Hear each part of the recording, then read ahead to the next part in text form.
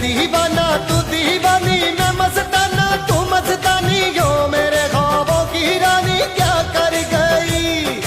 तूने देखा मैंने देखा, तूने सोचा मैंने सोचा, कातिल जवानी फरहबी अदाबा, एही पाया बाबू दुनिया फिदाबा।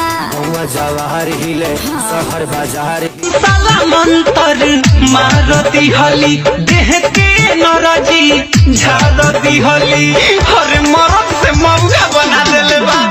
अरे कौन साला मंतर मारती हली, देह के नरजी झाड़ती हली। गाँव भर होता हसाई, कैसे के घरे जाई, सोची के आवता रोआई। हेलो पप्पा हमार बियाह कैंसिल कर दो, अब हम बियाह नहीं करब। बियाह न करबे? अरे का भले खोल तो बताओ।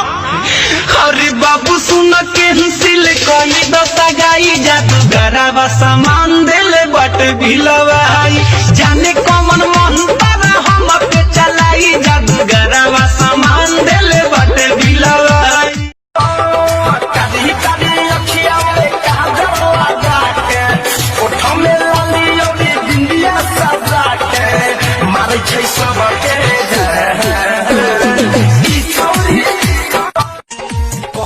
पालाने जानी पाका हो, लेके आई बेचारे जाका हो, हाथ में हाथ तो है धोके घुमाई, मेला में हो ही चौपधाका हो।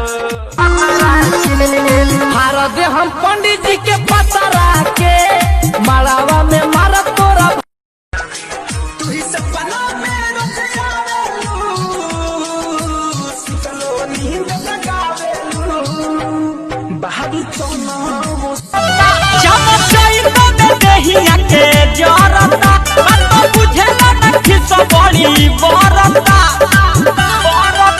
तनी हमर की ओर तू दहकाना, पिया चुआ तपस न बेना कहना। तनी हमर की ओर तू दहकाना, पिया चुआ तपस न बेना कहना।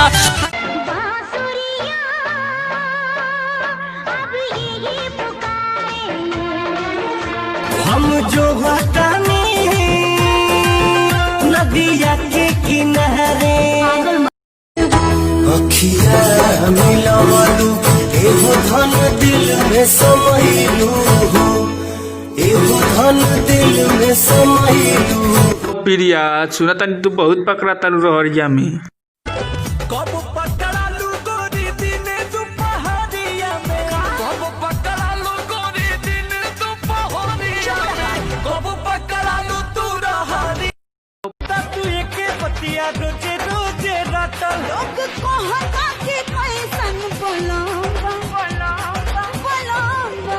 अरे सुन तोरा के राख लेनी, इहे का कहम। एमन खुश काय मुँह लड़का के बोझल पड़ी रे।